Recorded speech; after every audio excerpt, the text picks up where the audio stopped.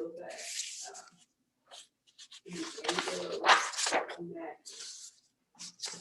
And what's the first name?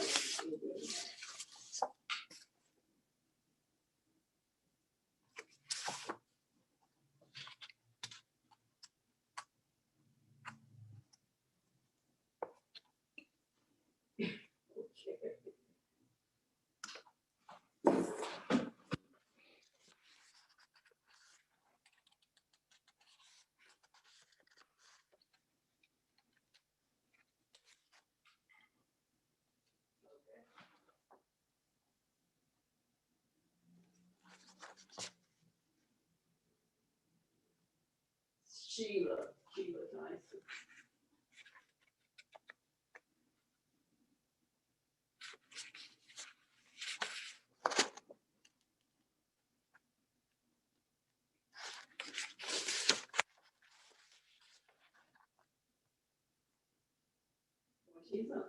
She gets her contact information if you send it. Then you have a box that's when you go back.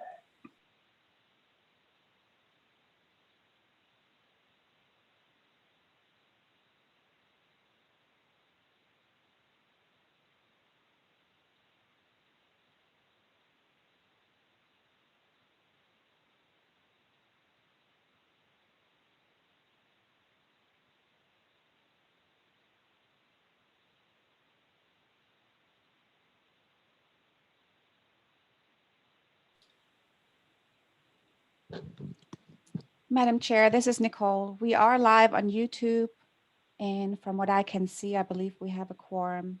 So you can start at your pleasure. Thank you so much.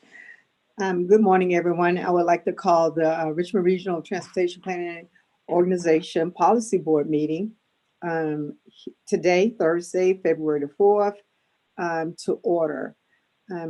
We do have our flag, so we will start with our Pledge of Allegiance to the flag. If everyone would join in, I pledge allegiance to the flag of the United States of America, and to the and to republic the republic for which it stands, one nation, under God, indivisible, for all. with liberty and justice for all. Thank you so much. We welcome you this morning to the meeting. I hope everyone got on this meeting, and welcome all that may be viewing from our public and other agencies and offices. During this time, would like to not necessarily introduce, but welcome back Mr. John Lumpkins. He's with the Goochland County Board of Supervisors and sits on our policy board.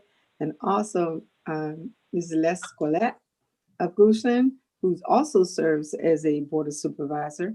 And then from the Richmond City Council, we have Ms. Catherine Jordan. Welcome to our meeting, and also welcome, for some of you, welcome back. It is indeed a pleasure to have you here today. And so with that being said, we will move on. There's no need to read our statement regarding virtual meetings because that was enclosed in your packet that you received. We will now have our roll call and our certification of quorum. Thank you, Madam Chair. Good morning, everyone. I'll start with Town of Ashland, Mr. Hodges. Here. Ms. Barnhart. Charles City County, Mr. Coda. Chesterfield County, Mr. Carroll. I am here. Mr. Holland. Here. Mr. Winslow.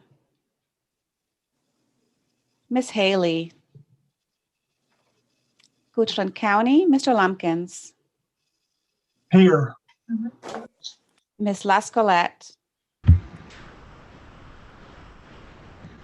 Hanover County, Mr. Davis. Here. Mr. Peterson. Here. Ms. Pritchard. Henrico County, Ms. O'Bannon. Here. Mr. Thornton. Here. Mr. Brannon. New Kent County, Ms. Page. Here. Mr. Tiller, Mr. Evelyn, Powhatan County, Mr. Williams, Here. City of Richmond, Mr. Addison, Here. Miss Jordan, Miss Lynch, Dr. Newbell, Here. Mr. Jones, Miss Larson, Miss Robertson, Capital Region Airport Commission, Mr. Rutledge, GRTC Transit System, Miss Tim, Present. Miss Adams, Richmond Metropolitan Transportation Authority, Miss Dean, Here. Secretary of Transportation Designee, Mr. Mann, Here. Mr. Riblett, Here. CTAC, Mr. Basham, Mr. Martin, DRPT, Mr. Brule, Here. Ms. Dubinsky, Here. Federal Highway Administration, Mr. Nelson. This is Richard Duran representing Mr. Nelson. Thank you. Good morning, Mr. Duran. Federal Transit Administration, Mr. Koenig. Ride Finders, Ms. Tisdale. Ms. Ruffin. Ruffin, on behalf of Von Tisdale. Good morning. Virginia Department of Aviation, Mr. Burnett.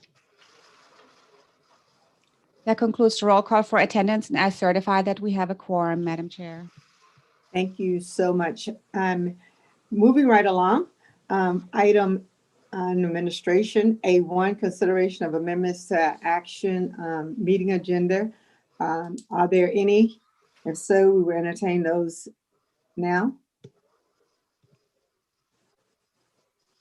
Hearing none, we will move on to A2, approval of January 7, 2021, Policy Board Action Meeting Minutes. Are there any corrections, revisions, or discussion on those meeting minutes? If not, the chair will entertain a motion. Motion to approve. David Williams, Madam Chair. Thank you. Second, Jim Holland. Thank you, Mr. Holland. It's been moved in second. All in favor, say aye. Aye. Aye. Aye. Aye. Opposition has the same opportunity. I have to abstain. I did not attend. I was unable to attend. Thank you, Ms. Savannah. Motion passed. Moving to A3, open public comment period.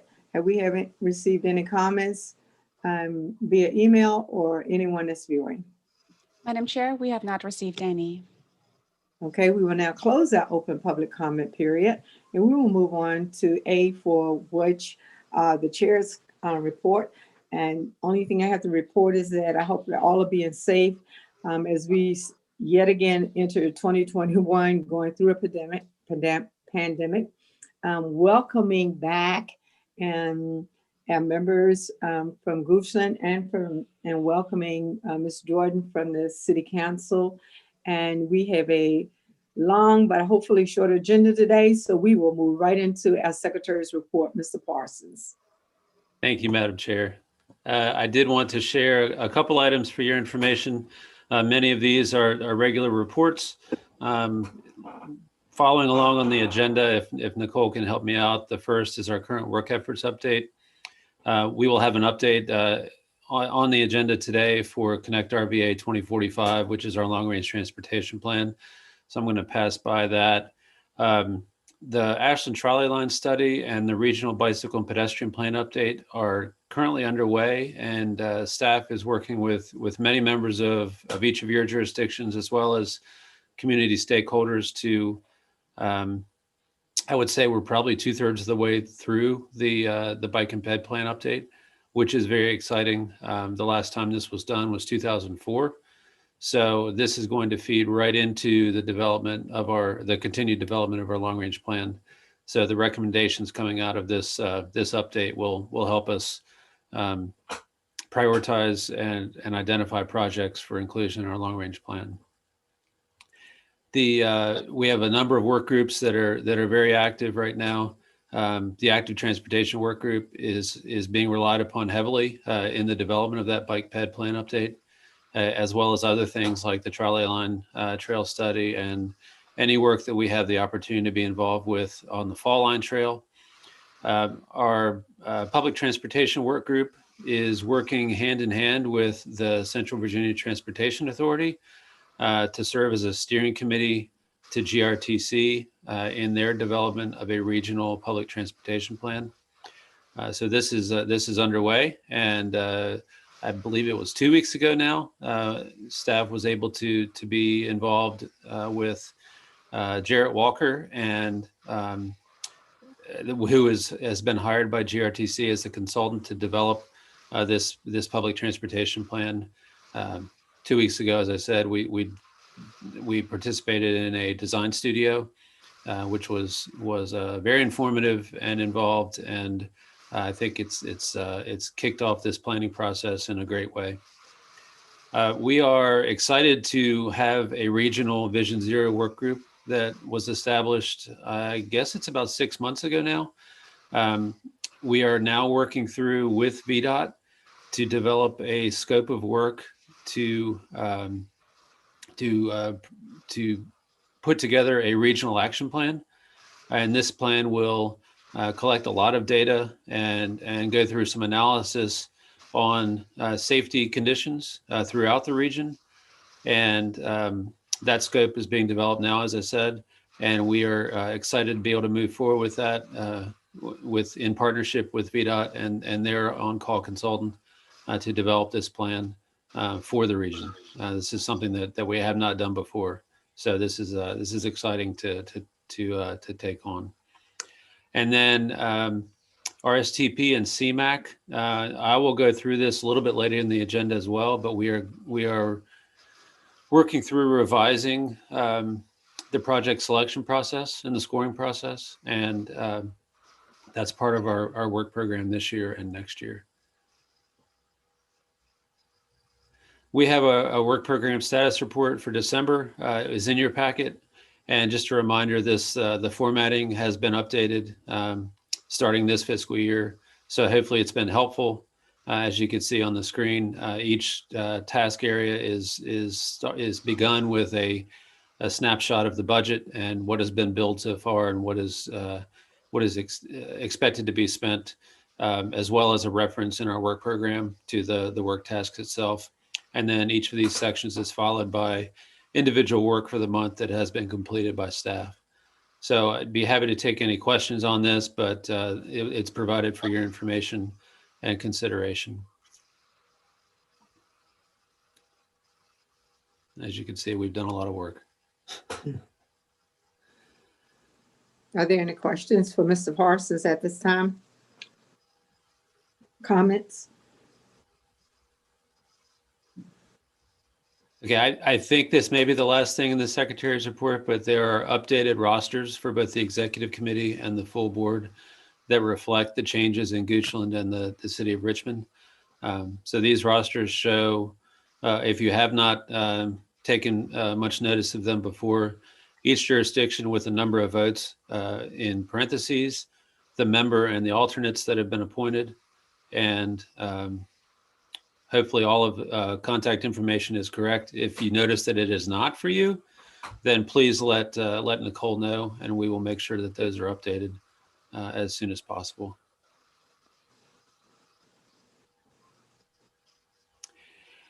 And then I think briefly, a CVTA update, the Central Virginia Transportation Authority is moving forward. The Finance Committee met early this week, and the CVTA Technical Committee is meeting next Monday. We are moving full steam ahead towards another authority meeting at the end of February. I believe it's the 26th. And this is, we are almost complete with revenue distributions for the first collection period. And those should be, that process is being finalized now. Working through many of your finance directors and member jurisdiction staff to make that as seamless as possible. So we are excited about the opportunity to continue to assist from the TPO and Plan RVA with this this new authority, and I'd be happy to take any questions or comments.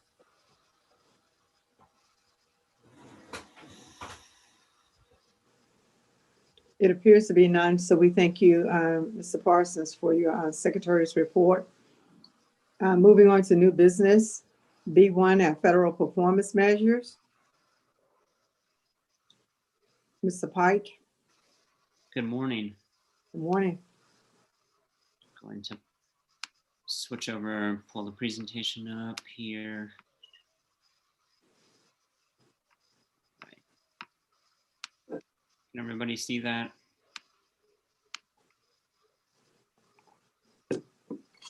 No. No. No, No? no, sir. Oh, there it Nope. is. Yes. Okay, it's there now. Thank you. Very Mhm. good. Well, good morning. My name is Andrew Pike. I'm a program analyst at the Office of Intermodal Planning and Investment. I'm here today to talk about federal transportation performance management and performance-based planning and programming. So our agenda today cover a few things. Who and what is the Office of Intermodal Planning and Investment? High-level overview of performance-based planning and programming, and then get into the details of transportation performance management and the details of this federal process and where we are. So what is OIP? OIP is Virginia's Office of Intermodal Planning and Investment. It's been around for almost 20 years now. Only recently in 2018, staffed up. So we now have a staff of 12 that are responsible for 3 major program areas. First is the development and maintenance of the state's long-range transportation plan, VTRANS. Second is project prioritization, namely the smart scale process. And then third, where I fit in, is performance management. So we work across the agencies in the Transportation Secretariat, and we work with key planning partners at MPOs and PDCs, as well as our federal partners. And so our role, OIP's role in performance management, we're really focused on implementing the federal framework for transportation performance management, which I'll detail in this presentation, and also putting performance-based planning and programming into practice. We're also working on developing new performance measures and data-driven target setting methodologies that build on this federal framework. And then we're using performance trends and data to inform investment and policy decisions, and that gets into the performance-based planning and programming cycle. And a longer-term effort that we're working on is to build a data sharing platform with reporting and analytical tools so that we can better share performance information and data to planning partners like MPOs and PDCs and to the public at large. So thinking about performance-based planning and programming, just kind of a foundational definition from the Federal Highway Administration. Performance-based planning and programming is really a data-driven approach to decision-making with an eye towards efficient allocation of resources, maximizing the return on investment, and achieving desired performance goals, while also increasing accountability and transparency. So that's kind of the overarching vision here. I'll kind of describe where we are with that. Some of the benefits, these are embedded in that definition, but improving decision-making, ideally improving the performance of the transportation network. And a critical one is improving the link between investments and performance. So trying to harness all the data that we have to understand how investments are impacting the transportation network, and eventually feeding that information back into future planning and investment cycle. And then, an additional benefit is increasing accountability and transparency. So just thinking about the context and how we put this into practice, it's really about the best utilization of limited resources. We have limitless, it seems, data available. And the hard part is making sense of the data and trying to tie performance trends to investment decisions and which programs and projects are driving improvement. And there really is an increasing demand to understand return on investment. And so that's really what we're focused on, is trying to better understand project performance and how it's impacting transportation network conditions. So at the state level, specifically at OIP's office, how are we putting performance-based planning and programming into practice?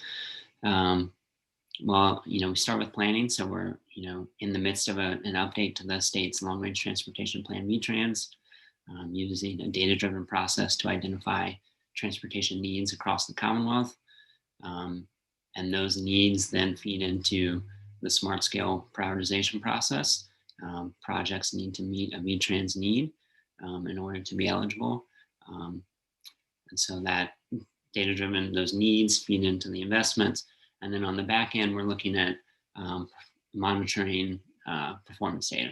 How are we doing? How are those investments improving the transportation network?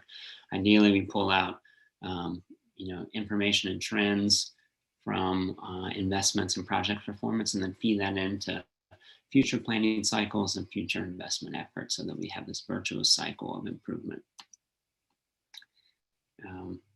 So going to move into the federal transportation performance management portion. The performance-based planning and programming links to this. This gets into a little bit more detail as to how we track performance and how we then use that information to inform planning and investment decisions. So Congress in 2012 and 2015, MAP 21 and the FAST Act established a transportation performance management process and required FHWA and FTA to establish performance measures. That then required states and MPOs to establish targets and track performance for a number of measures. And states and MPOs are also required to incorporate that performance information into long-range plans and to transportation improvement programs. And it's really, the goal is to incorporate that information so that you're informing planning and investment decisions in a data-driven fashion. So this federal process really sets the foundation for utilizing data-driven approaches. States and MPOs are not required to use the federal performance measures to prioritize investments. And I'll be going through the suite of measures on the next few slides. That said, states and MPOs need to report out on these measures and results. So the first performance area for highway performance measures is highway safety. This is the most encompassing of the federal performance measures. It covers all public roads. And so we're looking at fatalities and fatality rate, serious injuries and serious injury rate, and non-motorized fatalities and serious injuries. And so these are required to be set annually. And I know that that's an action item for you all today. And then GRETA Ryan from the TPO staff will be detailing that request after my presentation. So there's more to come there. The second area is asset condition. So this is really bridge and pavement condition. And these measures are more limited in their scope, whereas the safety measures cover all public roads. The bridge and pavement measures are focused on the national highway system. And specifically for bridges, they're looking at a little bit narrower of a universe for the structures that are on the national highway system, and that's structures that are 20 feet in length or greater. So they're looking at, these measures look at good and poor condition, and states set 2 and 4 year targets for these measures, and the MPOs set 4 year targets. The third area of the highway performance measures covers system performance, and this is really focused on reliability. How reliable are my trips to and from work or to and from other locations? And so we're looking at a person miles traveled one that reflects all vehicles on the roads for the interstate, non-interstate, NHS systems. And then there's also a freight specific measure, which is a little different. And that's geared towards providing the freight industry with a measure that can help them understand account for and accommodate for on-time delivery given potential delays on the interstate. And I will say that there are a couple other system performance measures. that are required only for the Northern Virginia region and other large metropolitan areas in the country. So where are we now in this process?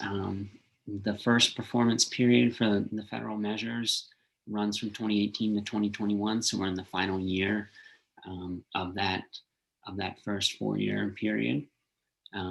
Virginia did submit a midterm report in October that detailed how we're performing on the asset condition and system performance measures. And we're now at a point where MPOs can choose to adjust targets, a limited set of targets based on state action. So the state took action to adjust one target.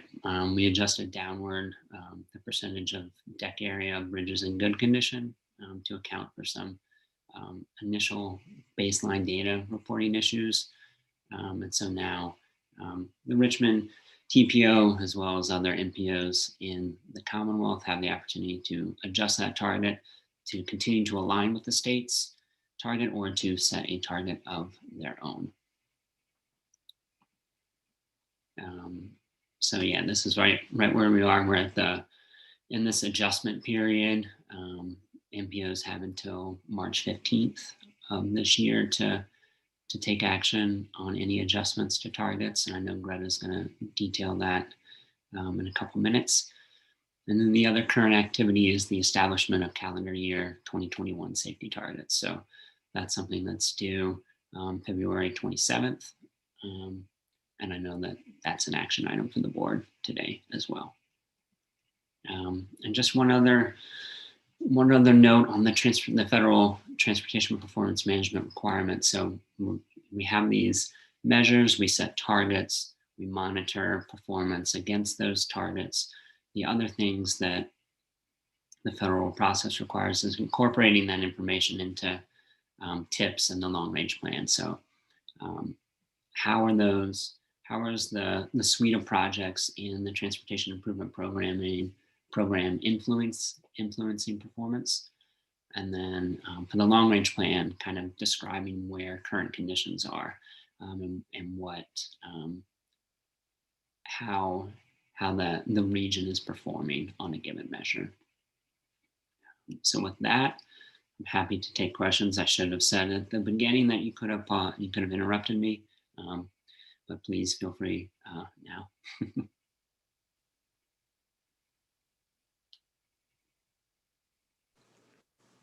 If there are no questions, we'd like to thank you for your portion of this presentation. Sure, my pleasure. I'll stop sharing so that GRETA can get her presentation queued up. Thank you.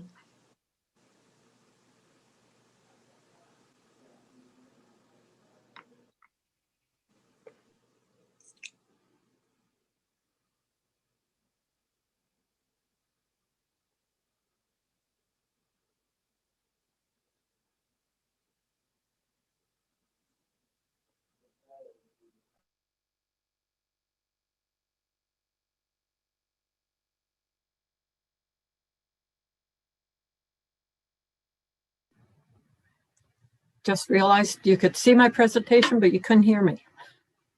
Good morning, I'm Greta Ryan. I'm a senior planner with the TPO, and I'd like to thank Andrew for his presentation today on which gave a good background on performance-based planning and programming and the federal transportation performance management, along with the requirements that the MPOs report their performance measures to the states.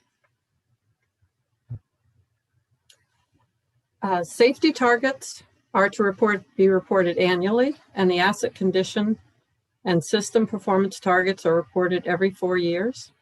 And the deadline for reporting the safety targets is February 21st. And since VDOT made the adjustment to the asset condition and system performance measures at the mid-year point, the TPO must reconfirm that they will adopt VDOT's targets and the adjustment which was made. The deadline for doing so is March 15th.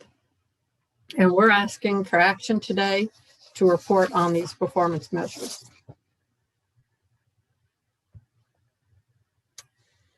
VDOT has been developing data sharing platforms, which include reporting and analytical tools. And this is data developed using the safety reporting tool. VDOT provides MPO-specific crash data and 5-year rolling average trendline data, along with formulas to calculate the 5-year averages based on the rate reduction that the TPO adopts.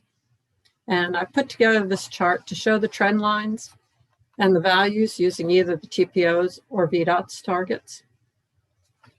When safety performance measures were established in 2017, the TPO approved setting aggressive aspirational goals aimed at reaching 0 fatalities by 2040. And these goals call for a 4.5 annual reduction in fatalities, an 8% annual reduction in serious injuries, and 5% annual reduction in non-motorized or bike-ped fatalities and serious injuries. The bolded entries are what's being reported to OIPI.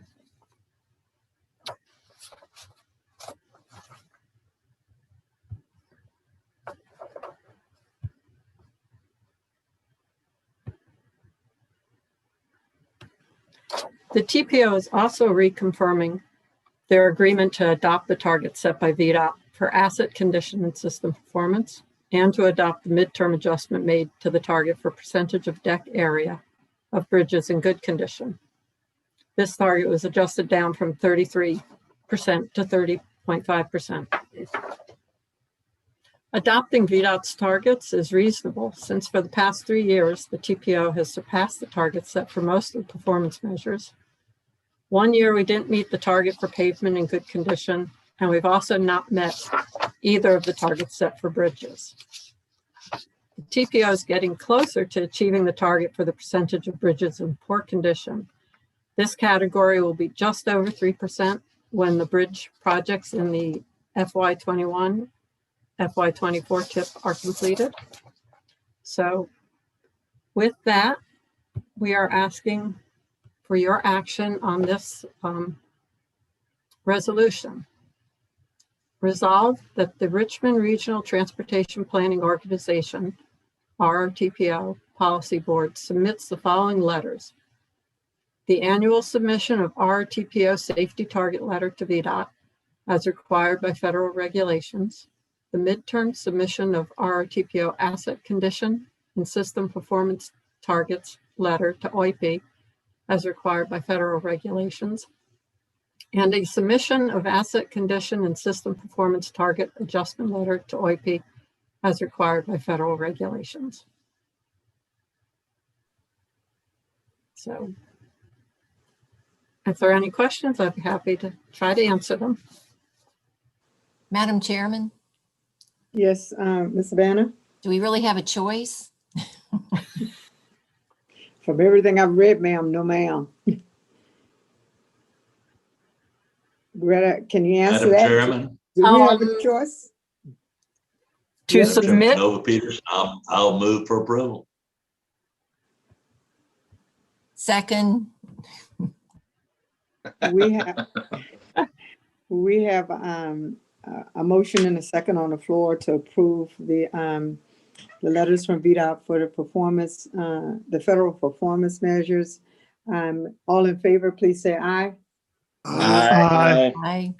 Any opposition? You have the same opportunity.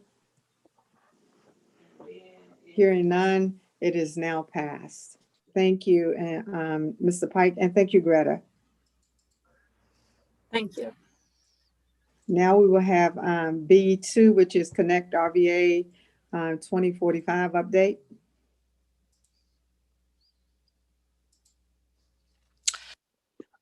Thank you, Madam Chair, members of the board, good morning.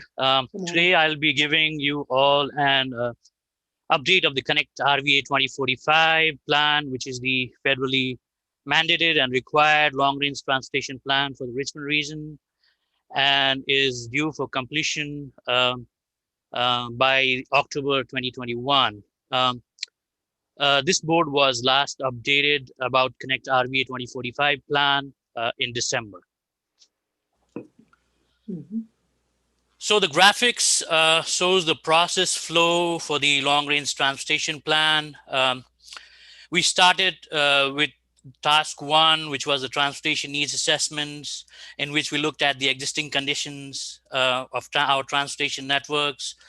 We collected socioeconomic data. We developed the regional travel demand model and other tools required for the plan. And the final product was identification of regional multimodal transportation issues in the region. This process was completed in May 2020. The second task is strategic direction, in which we develop the goals, vision, and objectives for the plan. This is the main discussion topic for today's presentation, and I'll come back to it. The third phase, which is planning, that's something we are working parallelly on developing the regional transportation project alternatives based on the issues identified on task 1. Staff is now finalizing the project list, which we'll be calling as the universe of projects in the Richmond region. Task 4, which is programming, is basically developing a performance-based scoring and ranking process to evaluate the universe of projects. The scoring and evaluation process was endorsed by the LRTP Advisory Committee last week. Staff is also working with VDOT and DRPT to get the revenue projections for the plan. Staff have wants to, I think, is targeting to present the draft constraint list of projects to this board by early summer. So once the constraint list of project has been approved, we have to do the plan's evaluation, which is task 5, looking at the full implementation of the plan, comparing it with the no build condition, and look at things like the overall mobility benefit, the overall accessibility benefit of the plan, as well as whether the plan was equitable in nature or not. So that's all evaluation. Finally, we will ask this board for adoption in October. So that's the final phase of the plan, task 6.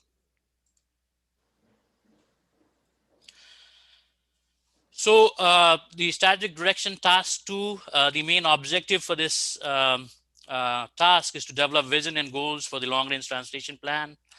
Also develop objectives and performance measures within each goal, which could measure the achievement towards the goal.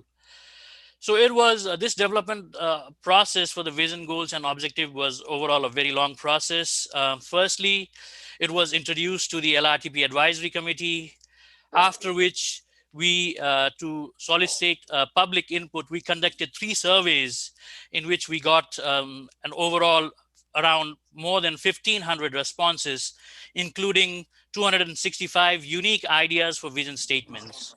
Staff synthesized these public inputs and also took into consideration the 7 planning goals and 10 planning factors based on federal requirements, and then developed the staff recommendation. This was presented to the LRTP Advisory Committee for the input. We had a good interactive session with the advisory committee, and we came up with the draft vision version of goal, vision, and objectives.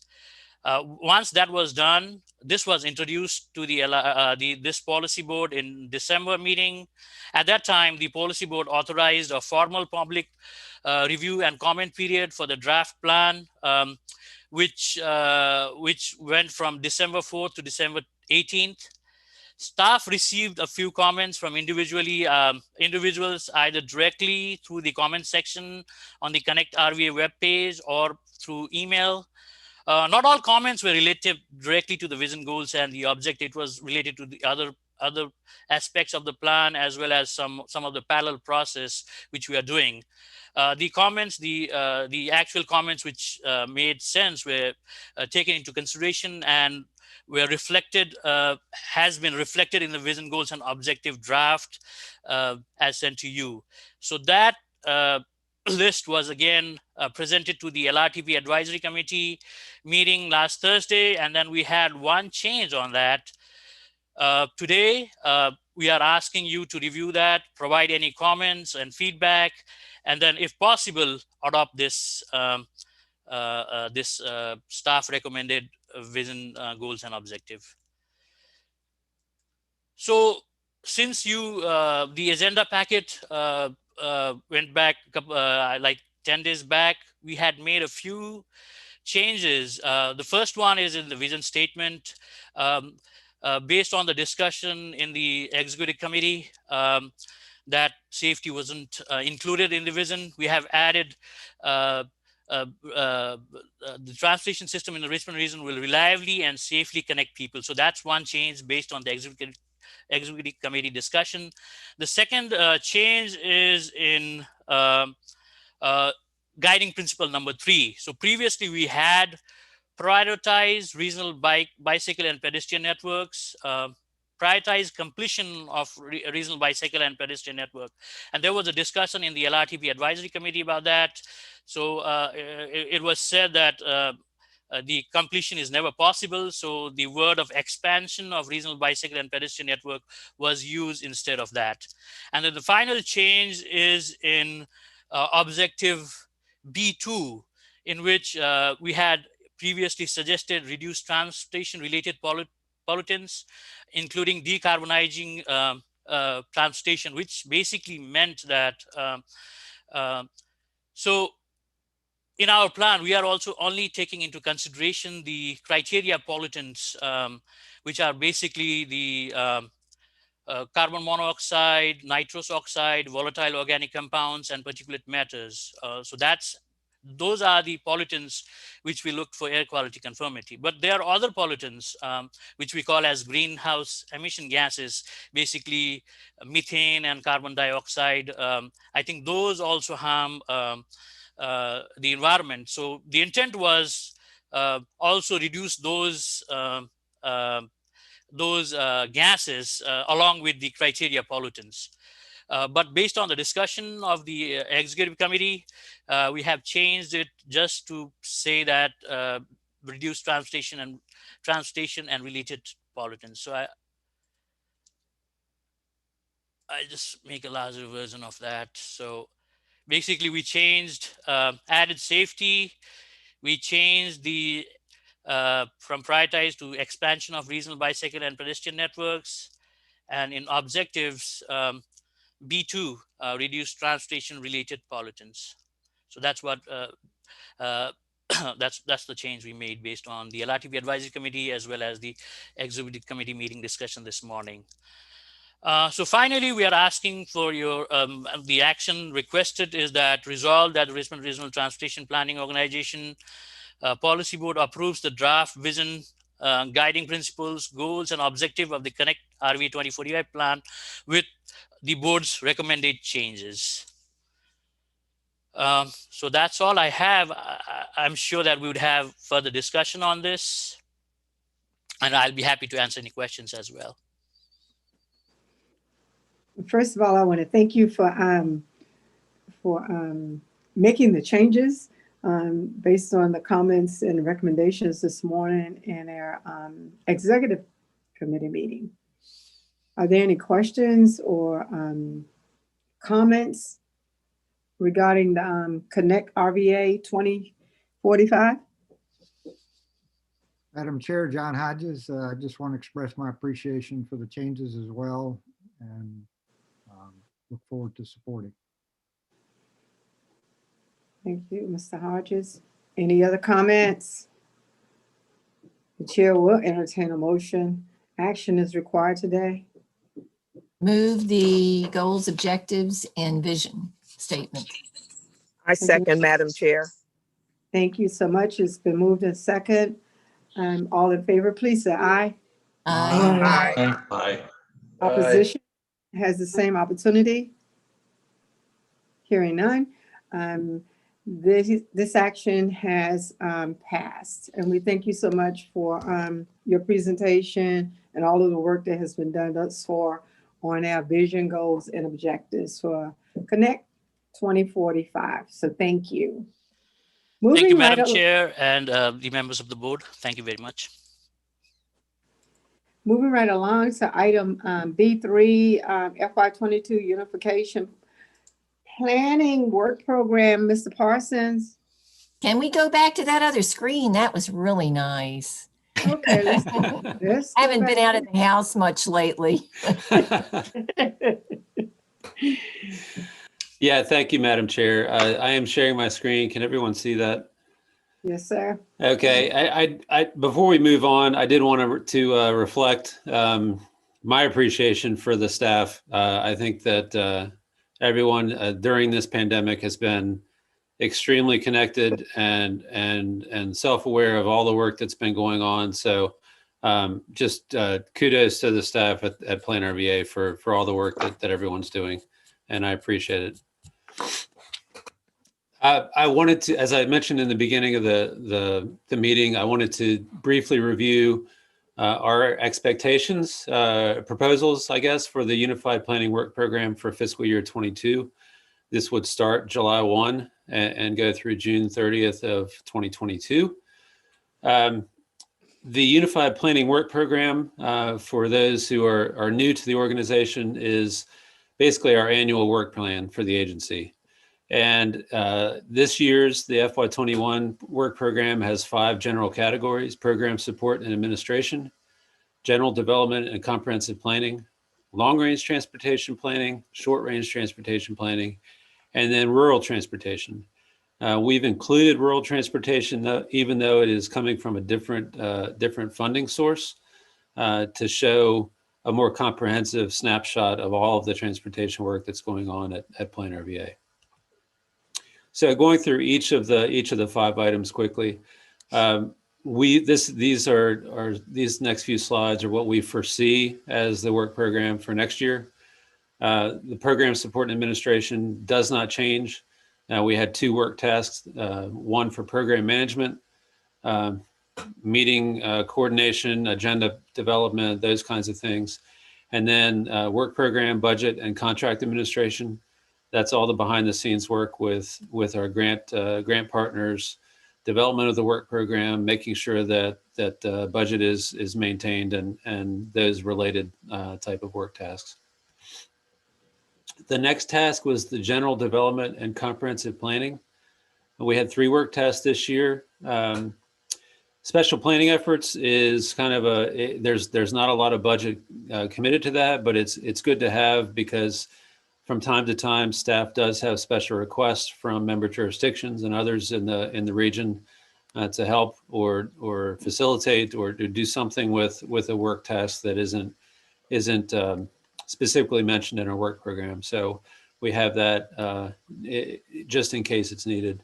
7210, highlighted in blue, is public outreach and equity analysis. We want to double down on this work task this coming year and really develop a better tool, not just for the TPO, but for Plan RVA, the CBTA, and any organization or agency related to our work, to better involve the general public in transportation planning in the region, and educate, I think, is an important thing. I can't tell you how many times I know each of you have gotten the question, what is the TPO and why are you doing what you're doing? That never ceases to happen. So we want to really commit this year to doing a better job in educating the general public and folks around the region on what we do. So, and to involve those communities that haven't had a chance to be involved in the process, or even know that there is a process. So that's a commitment for next year. And we think that we're set up financially and staff-wise to be able to do that. So that's a big part of it. The next task is typically our largest component of the budget in the work program, and that's long-range transportation planning. That's what we do. So we will, the 2 highlighted items, I'll start. The 7310 is the long-range transportation plan. As Sulab shared just now, we are scheduled to complete this version of the long-range plan in October. So there will be a major component of staff time between July and October committed to finishing out this planning process. And then we will start right back over again in November with starting to prepare for the next one. It's on a 5-year cycle, and it's something that that we're committed to do a better job of evaluation between plans. And that leads into the other blue item there, the new task. We had programmed funds last year early on to commit to a scenario planning process. This is a more comprehensive look at future influences that might impact our region and what that would mean to different things like transportation, general development patterns, environmental factors, lots of the big picture items that could be expected and will impact transportation at all levels. So this scenario planning process is something that is a recommended component of our transportation practice by the federal government, federal highways and federal transit. And we have not had the capacity to do that up until this point. But we think that it's a great chance for the Richmond region to step up and be an example for the rest of the country. There's some metropolitan areas are doing this work well, and we've been doing our research and are ready to take that next step. So I'm excited about the opportunity, and I hope that you are too. The other 4 items there: travel demand modeling, transit, active transportation, and system resilience. Those are all contained in our work program this year, and we expect all of the great work that's been begun during the pandemic to be able to really flourish once vaccinations get underway and we're able to actually be back out in the community and talking with folks in person and in small groups. So we think that each of these components is really going to help the overall goals and priorities of the TPO. The next item, number 4, is short range transportation planning, and this is more current planning, I would guess, if you compare it to a regular planning department. GRETA gave an update, and Andrew, about performance-based transportation planning and our ability to track data. So that's something that we're really excited about, data-driven processes and being able to share real-time information with the public and with our stakeholders regarding lots of different components like safety, crash data, those types of things that can really make a difference in everyone's lives if the data is available. The second item there is financial programming and the Transportation Improvement Program.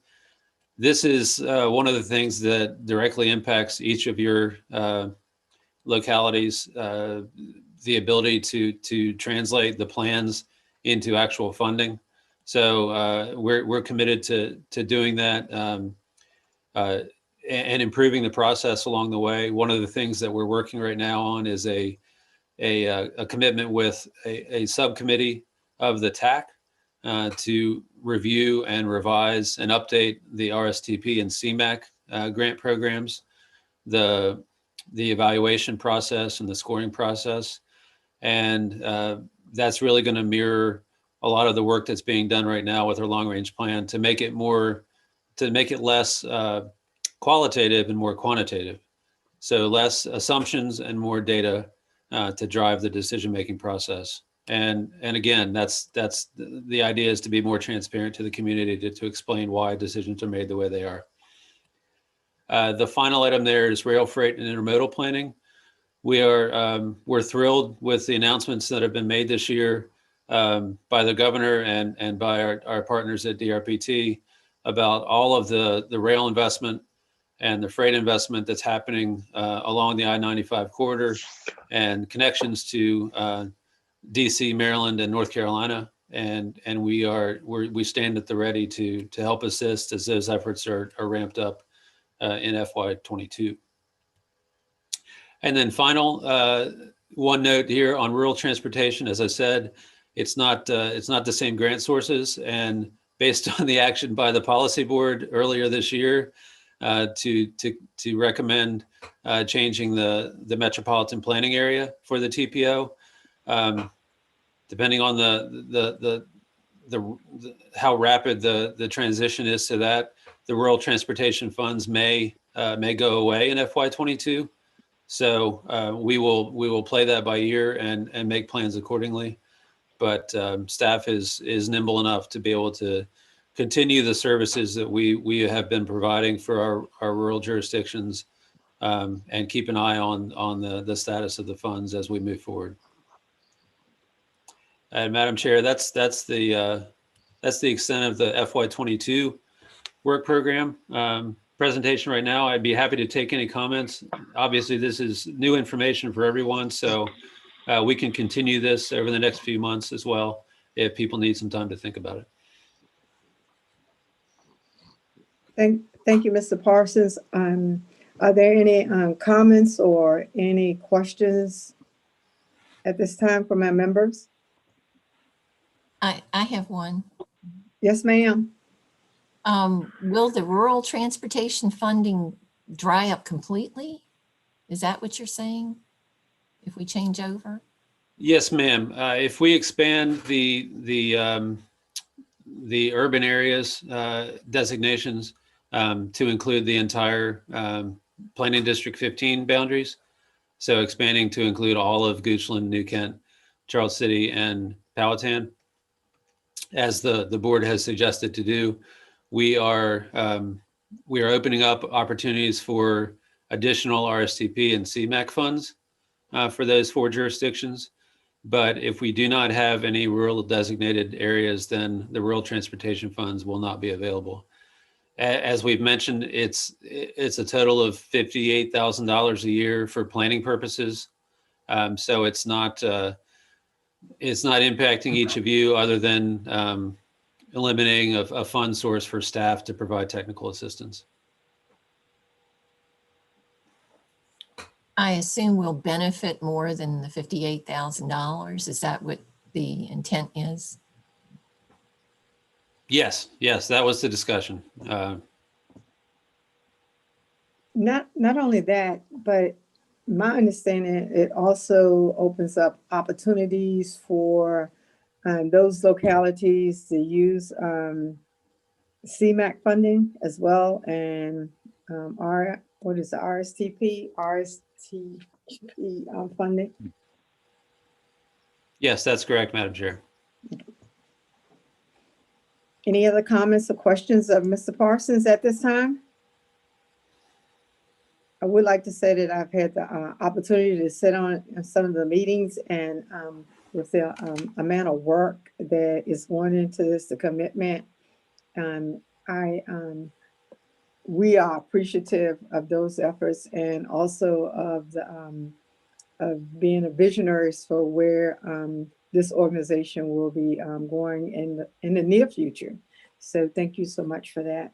And for our members, if later you ponder over and you have questions or comments, please feel free to send an email to Mr. Parsons. So thank you so much, sir. At this time, we will move on to agency and committee reports, and we will start with our transportation updates, first from VDOT and then from DRPT. Good morning, Madam Chair. This is Shane Mann from VDOT. Good morning, ma'am. Give you a quick update on the CTB. The last meeting in January of this year, we had workshop presentations on the prioritization of the VTrans midterm needs.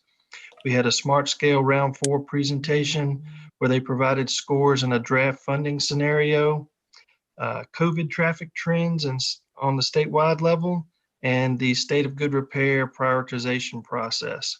The action items at the January CTB meeting, they took action on revenue sharing deallocations and the Smart Scale proposed budget increase and project cancellation in Henrico County for the Richmond-Henrico Turnpike.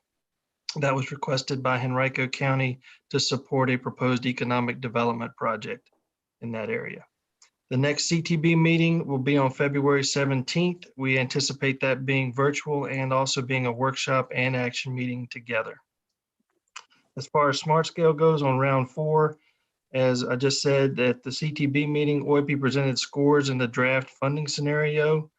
We do anticipate the CTB to take action this spring on Smart Scale round 4 after everybody has digested those scores and taken a look at the draft funding scenario.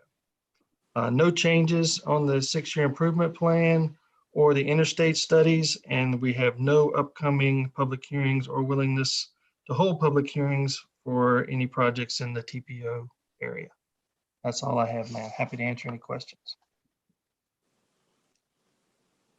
Thank you, Mr. Mann. Are there any questions or comments?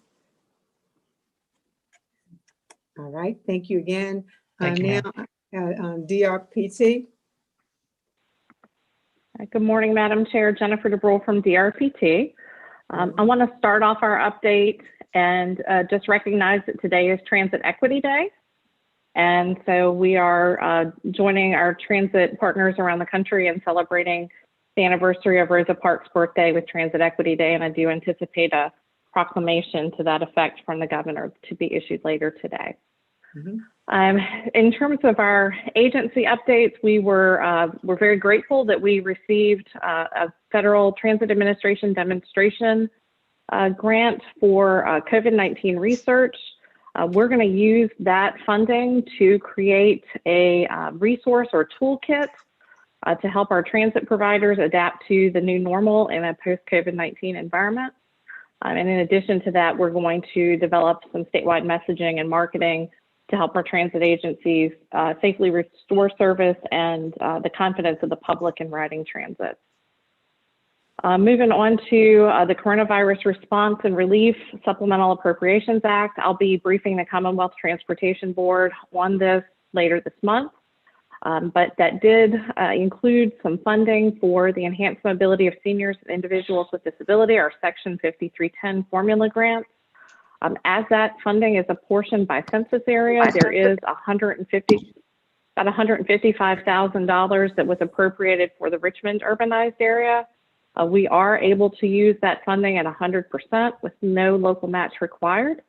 We've communicated that to the recipients of our Section 5310 funding and asked that they put their request for the relief funding in their applications that they submitted to us by February 1st. So we do anticipate taking funding recommendations for that relief funding to the CTB for approval in March. Moving on to the Long Bridge, which Mr. Parsons mentioned a few minutes ago, the CTB at their January meeting also awarded a contract for preliminary engineering for the Long Bridge. That contract went to VHB, and it was competitively bid back in November. It's the first of a number of contracts that we are bidding to advance the Long Bridge and the rail projects as part of the Transforming Rail in Virginia initiative. The Passenger Rail Authority, we're continuing to work to stand up the Passenger Rail Authority. They met just last week, and their next meeting will be held on February 22nd. And the link is there if you're interested in VPRA and those board meetings. Everything is, right now it's virtual, and those board meetings are also live streamed as well. And finally, I just want to close out and talk about a little bit about General Assembly. We are monitoring a few pieces of legislation that are significant for transit. One is House Joint Resolution 542, which is the Transit Modernization and Equity Study. This will be a statewide needs assessment that focuses on the equitable delivery of transportation services and the modernization of transit around the Commonwealth. DRPT will be conducting this study with the help and support and engagement of our transit partners and stakeholders statewide. It does have a very broad scope, looking at things like accessibility, adequacy of infrastructure, transit electrification, emerging technology, safety, and system engagement. Our goal in this, and we will put particular emphasis on this as the study rolls out, is to ensure that we're looking at transit services and engagement opportunities for underserved and underrepresented communities. So our agency is very excited about the opportunity that this study provides. We look forward to working with all of our partners, including the MPOs, as this study advances. We do anticipate that the legislation as it's currently drafted has us submitting an interim report by December 1st of this year and a final report by August 1st of 2022. We have a couple of budget amendments that are pending as well. One would relax the transit strategic plan schedule due to the impacts of COVID on our transit agencies. That would delay those strategic plan rollouts by a year, 1 to 2 years. We also have a budget amendment that's pending that would give us some flexibility in our new transit ridership incentive program so that we could use more of that program to support zero fare and low income projects rather than regional transportation routes. And finally, there's also a budget amendment that would provide funding to support rail extension to Christiansburg. So we're following all of those as well. That concludes my report, and I'm happy to answer any questions. Do we have any questions or comments? Thank you so much for your update this morning. As we move on. Madam Chair, Jim Holland, Yes, sir. just before you move on, I want to thank Jennifer for her comments, especially with reference to Equity Transportation Day, Rosa Parks. I think that's so very important to remember because transportation is a critical public need. Thank you. Thank you, Mr. Holland, for those comments. Agenda, let me see, we got agenda item C2, which is our CTAC meeting. So do we have a report from CTAC?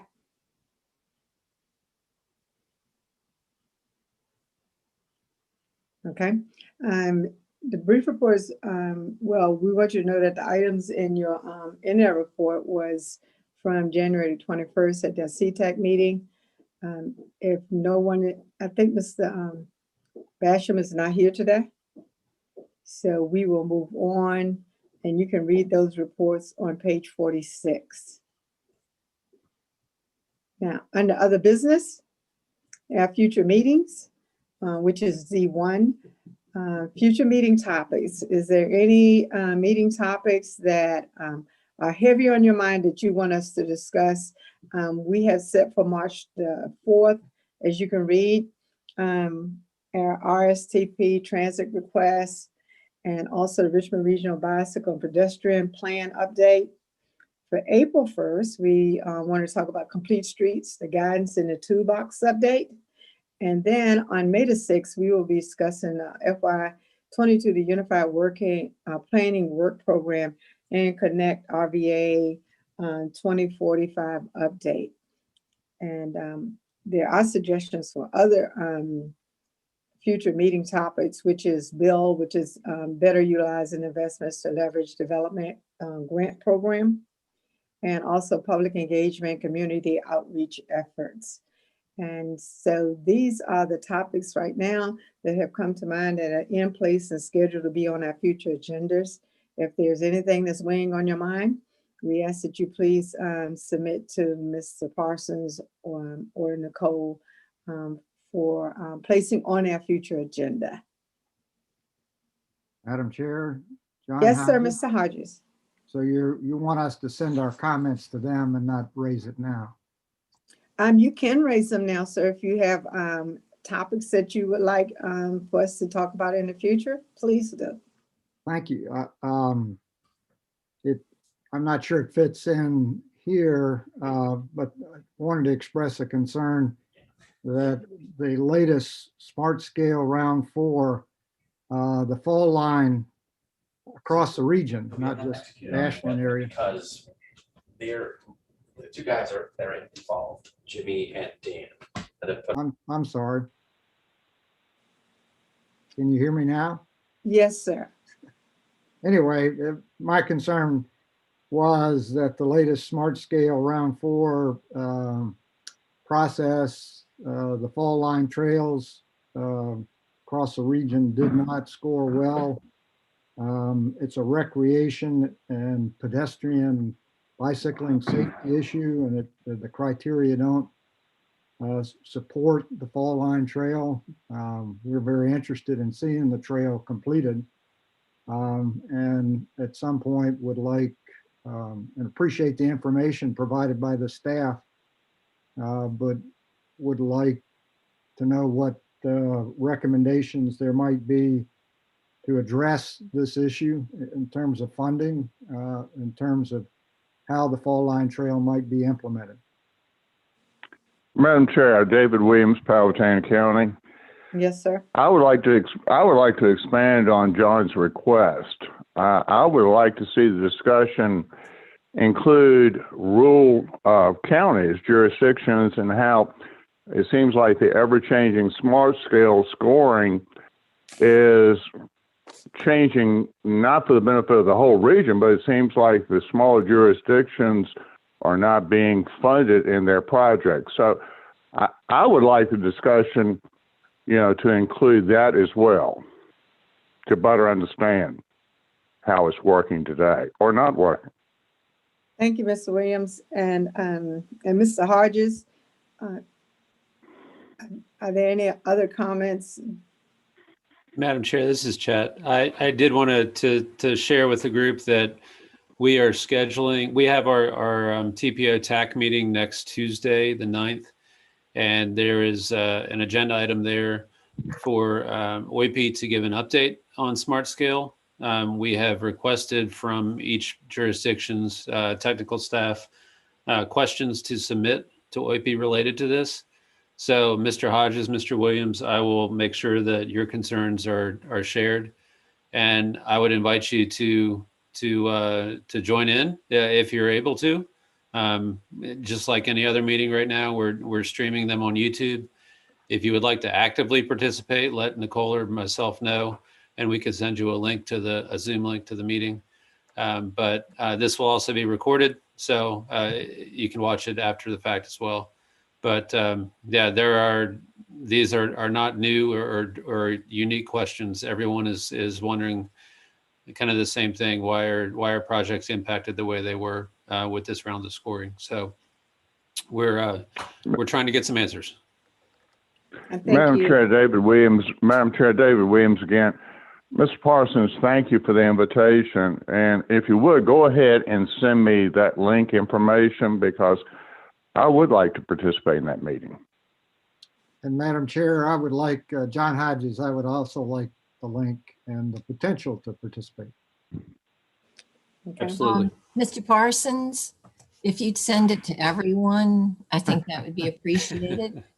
Date, is that Monday, the February 8th? Is that when it's going to be held? Or you're talking about the Technical Advisory Committee? Yes, the Technical Advisory Committee on Tuesday. At 9 o'clock, I believe. So it's Tuesday the 8th? Tuesday the 9th at 9 o'clock. 9th, I'm sorry, the 9th at 9 o'clock. Yes. All right, thank you. And so I was trying so hard to be a good leader and not a selfish leader, and I bring this up, but since Mr. Hodges and Mr. Williams did, I cannot refrain from talking about Smart Scale and my total disappointment that yet again, New Kent, I-64 widening, that when I was appointed to this organization, we were 200 and maybe 48. And then with the support of the TPO, I truly believe that we were all the way up to like 13 last year. And then to see last week that the I-64 widening, which was, I think we only submitted for 6 to 8 miles, has now fallen to 167. So indeed, I think that all of us would like a link, and I can tell you I will be participating. Just trying to get a rhyme or reason of what is going on and how it's going on. And I know funding is a big thing.